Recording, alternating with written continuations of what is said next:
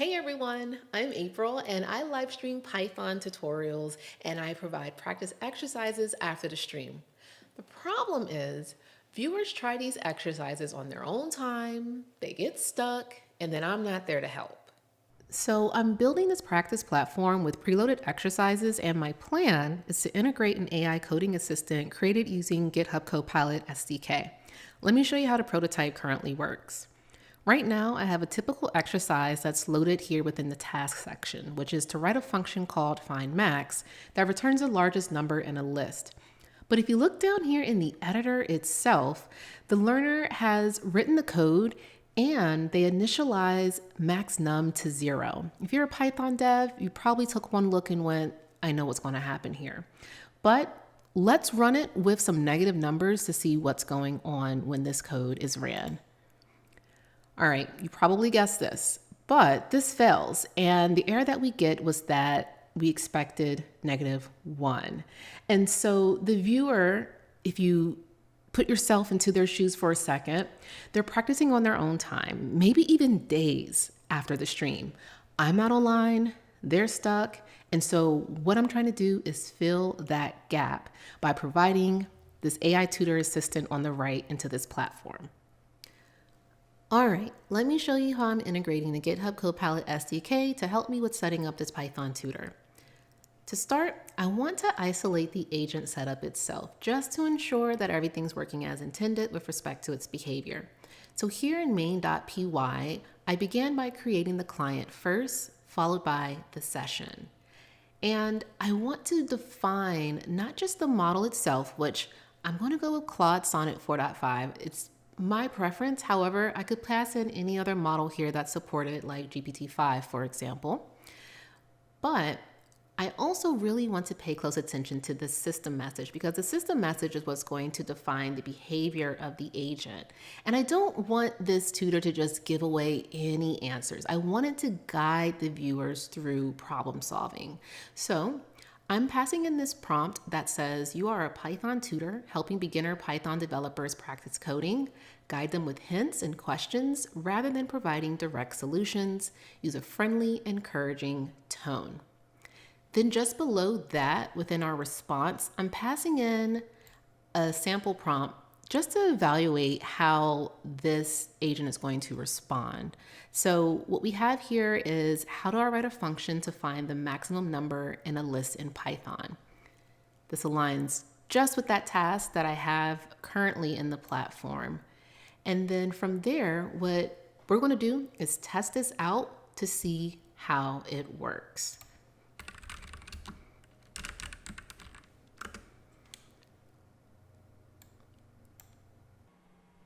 All right, so we have a response, and this response lets us know there's several ways to find the maximum number in a list in Python.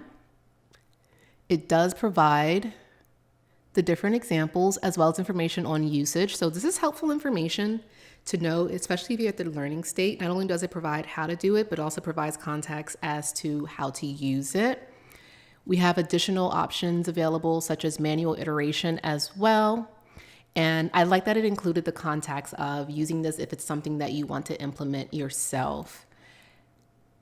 And we also get another option for using reduce function as well. And finally, it lets us know that the built-in max function is the most Pythonic and efficient approach for most use cases. I personally like the way that in its current configuration, we're going to receive responses from this Python tutor.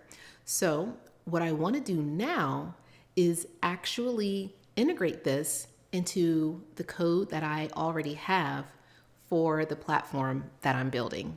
Back here in the UI for the platform, if you recall, on this right-hand side, I already have a placeholder that's going to house the agent itself. And then back here in VS Code, right now I have the actual file open for all the logic for the platform. The way I've structured things is the left-hand side where the editor is column 1, and then the right-hand side is column 2. And I'll show you what's happening there.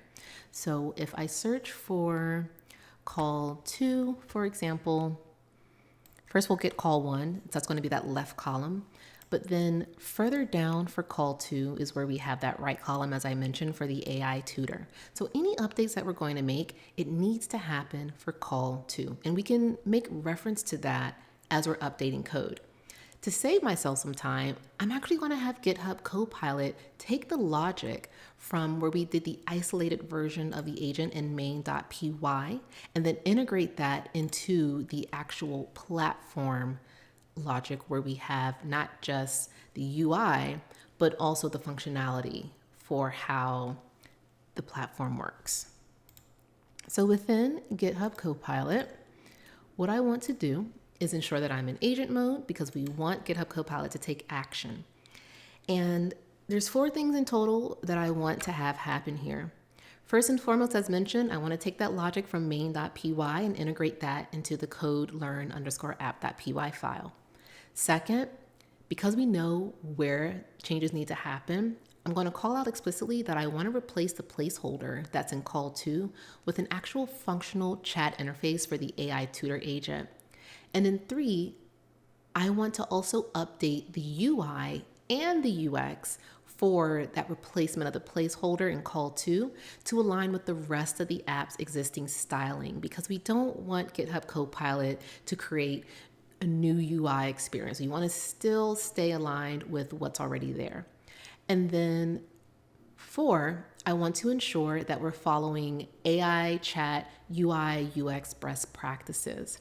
And I actually have a 5th. Let's go ahead and give it some structure and number that as 5.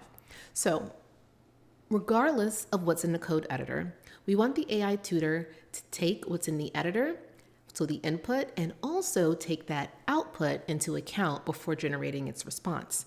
That's going to give the agent context. So that way it has an awareness of what the learner has input, but also what the output has been once the code has been run. We're going to go ahead and let GitHub Copilot do its thing here. So let's look at what GitHub Copilot has done. First, it started off by reviewing any necessary files that'll be needed for this change. So the code learn_app file, as mentioned, and then main.py, which was where we had the confirmed logic for that isolated version of the agent. From there, what it did was take the AI tutor logic from main.py, and as asked, it created a functional chat interface within the code learn. And let's look at what happened here. Let's review the summary. So there's one file that got edited, and that's the code learn_app.py. And we can see how many changes were made. And then we have a summary as well for all of the different additional things that GitHub Copilot either added, whether that's going to be any of the imports. We have some functions that were added as well. And it built in the interface. It also gave me an idea of what's in the interface. And then we have some professional UI chat styling as well. It even referenced the actual hex codes that were used. So that's very impressive. And from there, we should be good to go to test this. Here's the updated version of the platform now that GitHub Copilot has made its updates. Everything on the left and the top has remained the same, but on the right-hand side, where we originally had the assistance placeholder, we now have new buttons for explaining my code. We have a help debug option as well. We can also chat directly by typing in our prompts as well, and we can clear this. So this is a really great starting place from a UI and a UX perspective. There's, of course, always improvements that can be made.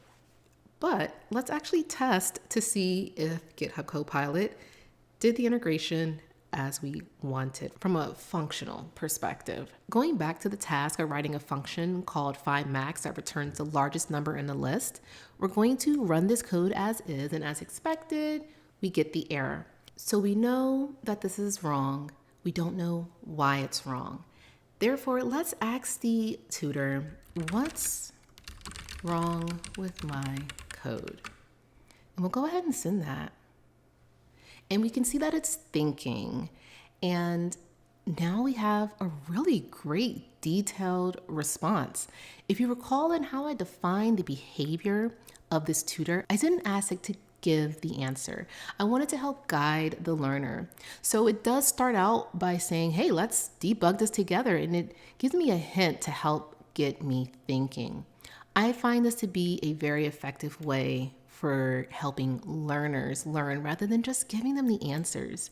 And then it does provide some guiding questions as well. So what assumptions does the code make? What would happen if? What would be a safer starting value for max num? And then it also gives me a concept to consider as well.